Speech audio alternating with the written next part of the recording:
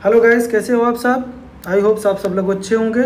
मैं देवेंद्र सिंह और आज मैं पढ़ाने वाला हूँ science.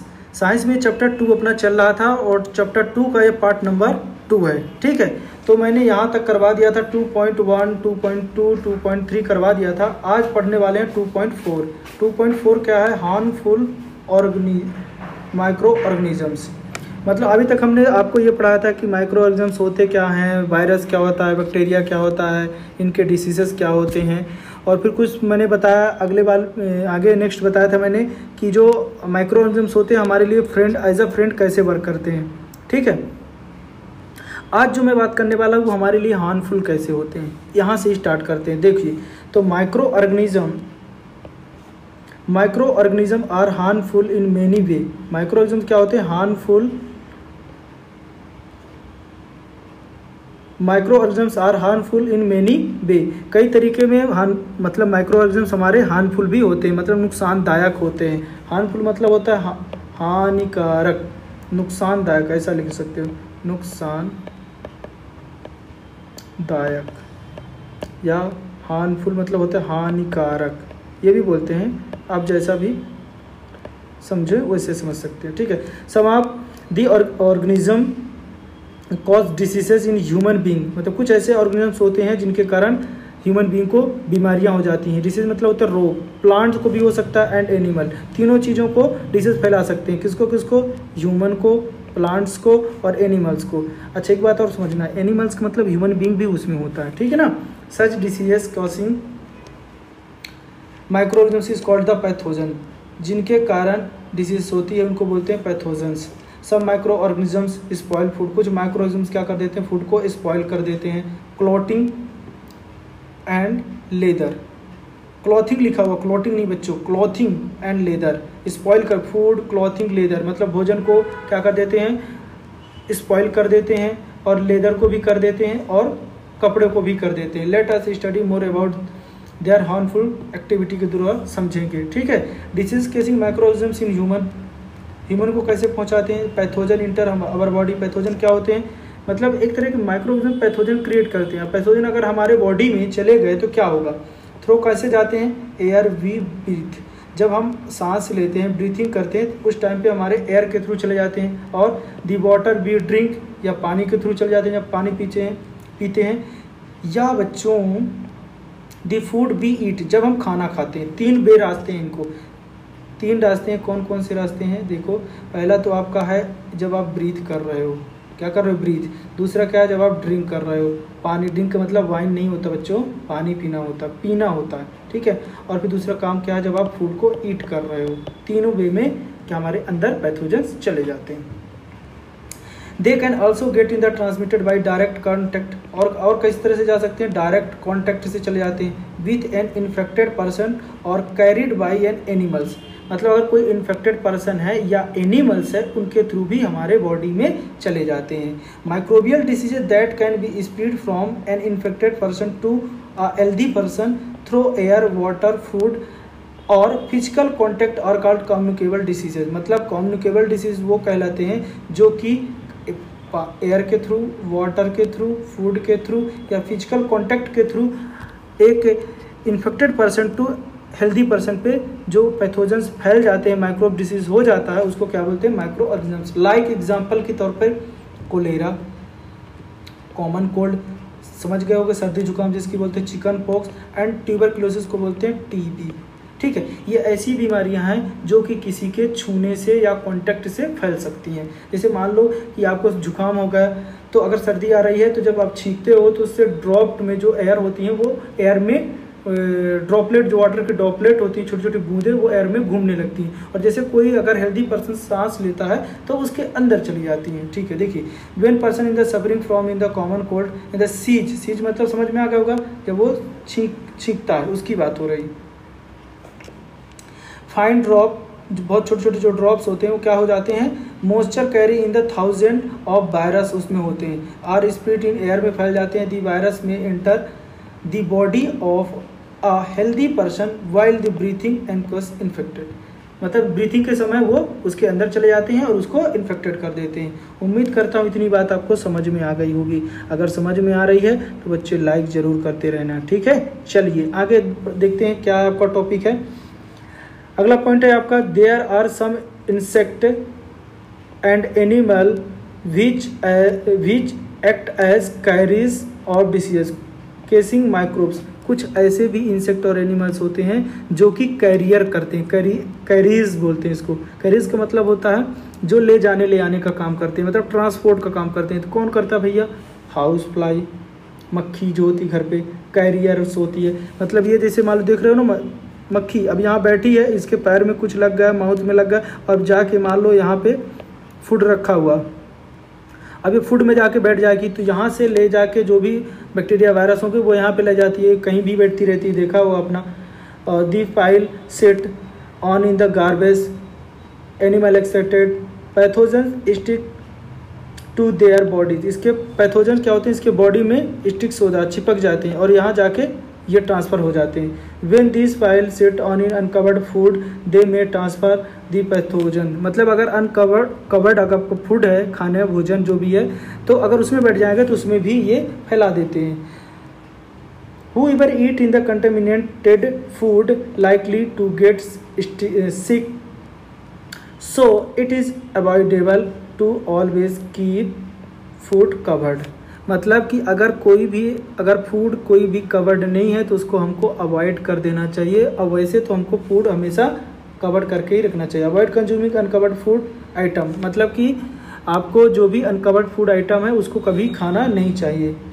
Another example in the career of the female Anopheles mosquito। Anopheles mosquito female जो होता है, जो कि मलेरिया फैलाने के काम में आता है, ठीक है। Parasites of malaria plasmodium female Aedes mosquito act the carry in the dengue virus फैलाने के काम में आता है। मतलब ये फैला देता, काम में आता नहीं बच्चों, ये बहुत डेंजरस बीमारी होती है, ठीक है। इससे हमारे बॉडी बहुत वीकनेस हो जाती है। How can be control spread malaria. कैसे? डेंगू और मलेरिया दोनों एक ही तरह की बीमारी होती है, थोड़ा सा डिफरेंट होता है, ठीक है। उसी को बोल देते हैं डेंगू मलेरिया। ये भी मच्छर के थ्रू पड़ता है, मतलब मॉस्किटो के थ्रू ही होता है। फीमेल एनोफेलस जो आपका मॉस्किटो होता है उसके थ्रू फैलता है, ठीक है। इसको कैसे कंट्रोल किया जाए? तो सबसे पहला कंट्रोल करने का पीछे रीजन क्या है आपको देखिए। सबसे पहले क्या करना चाहिए? All mosquitoes breed in water. जितने भी मॉस्किटो होते हैं वो कहाँ पे जन्म देते हैं? ब्रीड मतलब होता है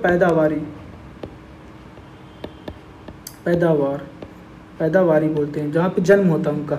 hence one should be not let water collect anywhere. इससे अच्छा क्या है, हमको पानी कलेक्शन नहीं होने देना चाहिए कहीं भी। जैसे कूलर हो गया या मटका वगैरह, जो भी गमले वगैरह होते हैं वहाँ पे पानी नहीं हो जाने चाहिए, भरने देना चाहिए। फ्लावर प्लॉट हो गया, टायर हो गया, कूलर हो गया, बाइक एक्सेट्रा जो भी दिया है। By keeping in the surrounding clean and dry रखना चाहिए। Prevent mosquito from in the breeding, जिससे कि मॉस्किटो वहाँ पे जन्म ना ले सके। Try to make a list measures which help avoid the spread of malaria. ये लिस्ट दिया गया है, इसमें कैसे कैसे क्या क्या चीज़ें होती हैं उनके बारे में दिया गया है। देखिए अभी हमारा टेबल बना हुआ है। ह्यूमन डिसीजेस कौन सी होती है, माइक्रो ऑर्गेनिजम्स कौन सा है, मोड ऑफ ट्रांसमिशन कैसा है, प्रिवेंटिव एंड मेजर्स कैसे करें। जैसे ट्यूबरकुलोसिस है, बैक्टीरिया फैलाता है, एयर के थ्रू जाता है। Keep the patient in the, क्या करना चाहिए? कंप्लीट आइसोलेशन करना चाहिए, ठीक है। फिर है मिसलेस, क्या होता है? जो वायरस से फैलता है, एयर के ट्रांसमिशन करता है। इसमें भी वही चीज़ है, इनको भी सब वही चीज़ है कि पेशेंट से अवॉइड करना, दूर रखना चाहिए, और वैक्सीनेशन वगैरह सुटेबल एज पे करवा देना चाहिए। चिकन पॉक्स भी है, वायरस से फैलता है, एयर कांटेक्ट से होता है। फिर पोलियो भी है, ये भी वायरस से फैलता है, एयर और वाटर के कांटेक्ट से होता है। मतलब पानी भी खराब भी होगा तो पोलियो होने के चांस होते हैं। इनके लिए सबसे है कि मतलब जो भी पेशेंट है उसको आइसोलेटेड होना चाहिए, और दूसरी चीज़ उससे दूर लोगों को रहना चाहिए, ठीक है। और वैक्सीनेशन जो सुटेबल एज पे करवा देना चाहिए। अगला आता है आपका जो बैक्टीरिया से होने वाला, कोलेरा बैक्टीरिया से होता है, फूड और वाटर से होता है। टाइफाइड भी बैक्टीरिया से होता है, ये भी पानी से होता है। इंटरमेंटेन पर्सनल हाइजीनिक फूड नहीं खाना चाहिए अपने को। कंज्यूम प्रॉपर कुक्ड फूड खाना चाहिए। बॉइल्ड ड्रिंकिंग वाटर का और वैक्सीनेशन करवाना चाहिए। हेपेटाइटिस ए जो वायरस से फैलता है, जो कि वाटर के ट्रांसमिशन सोर्स होता है उसका। ड्रिंक बॉयल वाटर, मतलब ड्रिंक क्या करना चाहिए, बॉयल ड्रिंकिंग वाटर करना चाहिए, वैक्सीनेशन लगवाना चाहिए। फिर अगला आपका मलेरिया प्रोटोजोवा से, माइक्रोऑर्गेनिजम्स क्या है, इसका प्रोटोजोवा है, मॉस्किटो से फैलता है। इसका क्या करना चाहिए, वही उसके पहले बता दिया मैंने कि इसको फैलने नहीं देना चाहिए। Control breeding mosquito, not allow in the water collect in the surrounding, में जमा नहीं होने देना चाहिए। Some of the common diseases affecting in the human, ये सब कॉमन डिसीजेस होते हैं। Their mode of in the transmission in the few general method in the prevented shown in figure में दिया हुआ है, ठीक है। डिसीजेस कॉजिंग माइक्रोऑर्गेनिजम्स एनिमल में कैसे डिसीजेस होते हैं, several microorganism not only cause diseases in the human plant but also other animal, मतलब कि ये ऐसा नहीं है कि जो सभी केवल ये मनुष्यों और पौधों पे नहीं जबकि जानवरों में भी करवाते। जैसे एंथ्रॉक्स, ये dangerous human and cattle diseases caused by the bacterium से होता है, ठीक है। Foot and mouth diseases cattle case by the virus से होता है, मतलब माउथ और पैरों में हो जाता है ये बीमारियां, ठीक है, किसके, एनिमल्स में। अगला क्या है, disease casing the microorganism in plant में क्या क्या होता है, several microorganism case in the diseases plant like wheat में, राइस में, पोटैटो में, शुगर केन में, ऑरेंज में, एप्पल में, and other diseases in the reduce yield in the crop. Other ऐसे डिसीज होते हैं कि जो उसकी उत्पादन होता है उसको कम कर देते हैं। कुछ आगे उनके they can be controlled by the, इनको कंट्रोल भी कर सकते हैं, ठीक है। अब देखो केमिकल द्वारा इनको use certain chemical which killed microbes, chemical के द्वारा इनको कर सकते हैं। जैसे सिट्रस जो हो गया वो बैक्टीरिया कहाँ पे होता है, बैक्टीरिया से होता है और मोड ऑफ एयर है। फिर रस्ट ऑफ बीड्स, ये भी फंगी से होता है जो कि पौधों को खा जाता है, एयर एंड सीड से होता है। एलोवेंस, मोसेक एंड भिंडी में ज़्यादातर ये पाया जाता है, जिसको और ओक्रा बोलते हैं, वायरस होता है और माइक्रोऑर्गेनिजम्स और इंसेक्ट के थ्रू होता है। फिर फूड पॉइजनिंग होती है बच्चों, फूड पॉइजनिंग का मतलब होता है खाना खाने से जो हमको हानिकारक होने वाला है, ठीक है। चलिए अब बूझो क्या, एक बूझो नाम का लड़की थी, मैंने बताया था बूझो प्याली, लड़की या लड़का जो भी हो, ठीक है, कोई बात नहीं, ठीक है। वाज इन्वाइटेड ही, उसका फ्रेंड को इन्वाइट किया, उसने बहुत सारे अनाप शनाप खा लिया, क्या होगा, variety of food stuff and over on reaching, जब घर पहुंची हो तो उसको क्या होने लगी, वोमिटिंग होने लगी। And had to be taken to a hospital, the doctor said that this condition could be due to food poisoning। उन्होंने क्या बताया कि ये फूड पॉइजनिंग का मतलब खराब खाना खाना, मतलब सुबह का बनाओ कर रात में खा रहे हो तो उससे फूड पॉइजनिंग हो जाती है, या ओवर ईटिंग से भी होती है। Food poisoning could be due to the consumption. अब क्या होता है कि जब ऐसे अगर कहीं इन्वाइट हो गया, वैरायटी खाने बन गए, आपने यहाँ गले तक खा लिया, अब गले तक खा लोगे और अनाप शनाप आयली उतना खाना होता है उतना खाना ही नहीं चाहिए, वो हाइजीनिक होता है और उसको कब बना पता ही नहीं आपको, ठीक है। बहुत सारा खाना बनता तो ऐसा तो होता नहीं कि मतलब तुरंत बन जाता है, तो इसलिए हमें क्या करना चाहिए, अवॉइड करना चाहिए, बहुत हल्का खाना चाहिए अगर खा भी रहे हो तो, ठीक है। Consumption of food in the spoil, अगर आप स्पॉइल फूड खा लेते हो, खराब खाना खा, तो माइक्रो ऑर्गेनिजम्स वहाँ पे क्रिएट हो जाते हैं। Micro organisms that grow on our food some time produce in the toxic substance, अगर बहुत देर तक वो वहाँ पे जन्म होता रहता है उनका तो टॉक्सिक सब्सटेंस प्रोड्यूस कर देते हैं। These make in the food poisonous, casing in the serious illness, even death भी हो जाती है, बहुत गंभीर बीमारी हो जाती है जिससे डेथ भी हो सकती है। So it is the very important that we preserve food to prevent it from being spoil. इसको हमको क्या करना चाहिए, प्रिजर्व करना चाहिए। प्रिजर्व का मतलब हो जाता है उसको कोल्ड में रख दो, जैसे कि अगर फ्रिज में रख देते हो तो उतना ज़्यादा स्पॉइल नहीं हो पाता, क्योंकि माइक्रो ऑर्गेनिज्म आसानी से वहाँ पे क्रिएट नहीं कर पाते।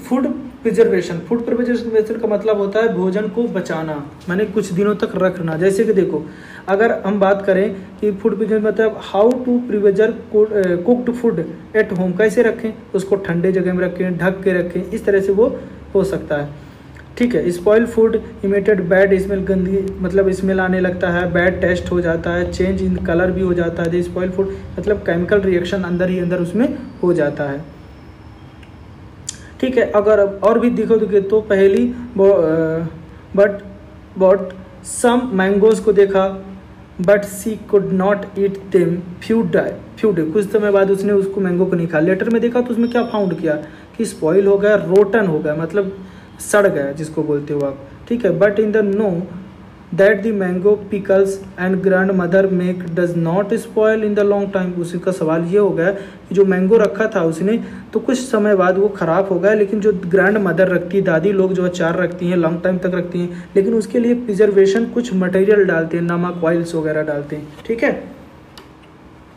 The study common method preserving food in our home में कैसे किया जाता है, इसको हम बात करेंगे। तो केमिकल मेथड जो सॉल्ट एंड एडेबल जो ऑयल होता है are the common chemical generally used to check the grow microorganisms, therefore they are called preservatives कहलाते हैं। मतलब जो एडेबल ऑयल होता है, सॉल्ट को मिला देते हैं, कॉमन केमिकल ये होते हैं जो कि प्रिजर्वेटिव कहलाते हैं। We add in the salt and acid preservative pickle and prevent that attack microbes. अगर ये मिला दिया जाता है तो वहाँ पे माइक्रोब्स का अटैक नहीं हो पाता। उम्मीद करता हूँ इतनी चीज़ें आपको समझ में आ रही है। अगर समझ में आ रही है तो अगर आपने चैनल को सब्सक्राइब नहीं किया तो सब्सक्राइब, लाइक जरूर कर लीजिए।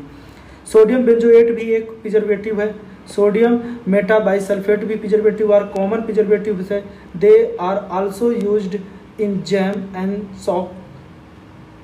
सॉस खाते हो ना, वही की बात हो रही है, ठीक है। टू चेक देयर स्पॉइल होने से इनको बचाते हैं। और भी क्या है प्रिजर्वेटिव बाई कॉमन सॉल्ट के through. Common salt has been use to preserve meat, fish के भी और फॉर एग्स, मतलब बहुत दिनों तक इनको रखने के भी काम आ जाए। ऐसे दिनों नहीं कि एक साल के लिए, मतलब कुछ दिनों तक इसको रख सकते हैं। मीट, मांस और मछली को कवर करके ड्राई कर दे और सॉल्ट मिला कर रख दे तो उसमें बैक्टीरिया ग्रो नहीं हो सकते।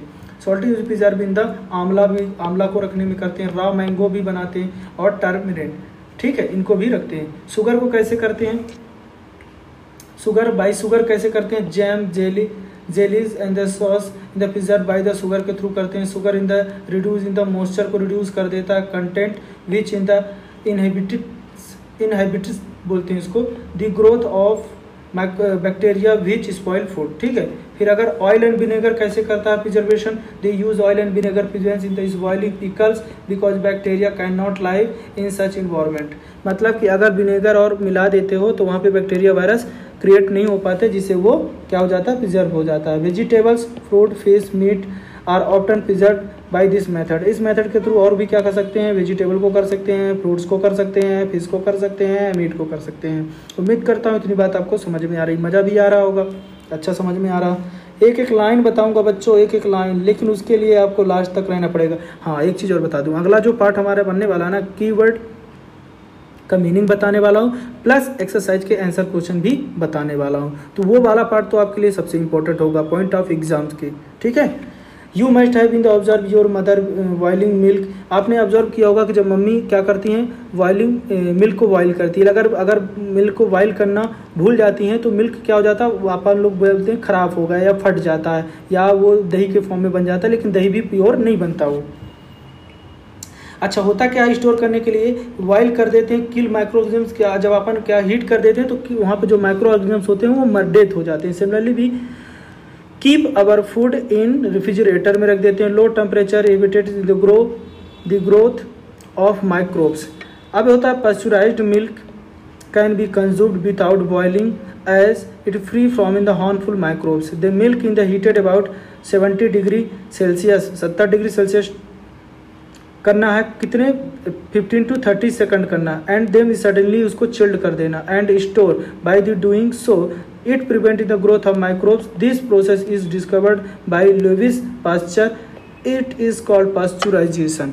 अगर मिल्क को 70 डिग्री तक गर्म कर दिया जाए और 15 to 13 डिग्री सेकंड तक 70 डिग्री सेल्सियस तक गर्म किया जाए और 15 to 30 सेकंड तक गर्म किया जाए और फिर उसको सडनली चिल्ड कर दिया जाए, मतलब ठंडा कर दिया जाए, और उसको इस तरह की प्रोसेस को बोलते हैं पास्चुराइजेशन। अब स्टोर एंड पैकिंग कैसे करते हैं, स्टोर एंड पैकिंग देखिए। These days dry food even vegetables are sold in sealed air tight packet and prevent the attack in microbes. कुछ फ्रूट्स जो होते हैं या कुछ वेजिटेबल्स जो होते हैं सील्ड पैक, मतलब सोल्ड किए जाते हैं मार्केट में, देखा होगा sealed pack, sealed air tight pack इससे ऐसा क्या होता है, और उससे जो माइक्रोब्स क्रिएट नहीं हो, क्योंकि वहाँ एयर का कांटेक्ट नहीं हो पाता, इसलिए ऐसा नहीं हो पाता। या दूसरी बात क्या हो जाती है, ऑक्सीडेशन की प्रोसेस नहीं हो पाती, इसलिए वो स्पॉइल नहीं हो पाते। और जब स्पॉइल नहीं होंगे तो माइक्रोब्स क्रिएट नहीं होंगे। राइट बच्चों। अब जो एक बात आती है नाइट्रोजन फिक्सेशन। नाइट्रोजन फिक्सेशन का मतलब होगा कि हमारे जो देखा होगा एटमॉस्फेयर में बहुत ज़्यादा नाइट्रोजन होती है, लेकिन उसका यूज़ कैसे करते हैं। हमारे पास एक हमारे जो खेतों में बैक्टीरिया पाया जाता है, वो उसका नाम बैक्टीरियम राइजोबियम नाम का एक बैक्टीरिया होता है, जो नाइट्रोजन फिक्सिंग करने का बहुत बड़ा इसका योगदान है, या यूँ कहो कि इसका बहुत ज़्यादा उसमें इम्पोर्टेंस थी। ठीक है, कैसे करता है देखिए। Involve the fixation of nitrogen in the leguminous plant. Leguminous plant का मतलब होता है पल्स वाले प्लांट, जो दाल वाले पौधे होते हैं, जैसे आप कह सकते हो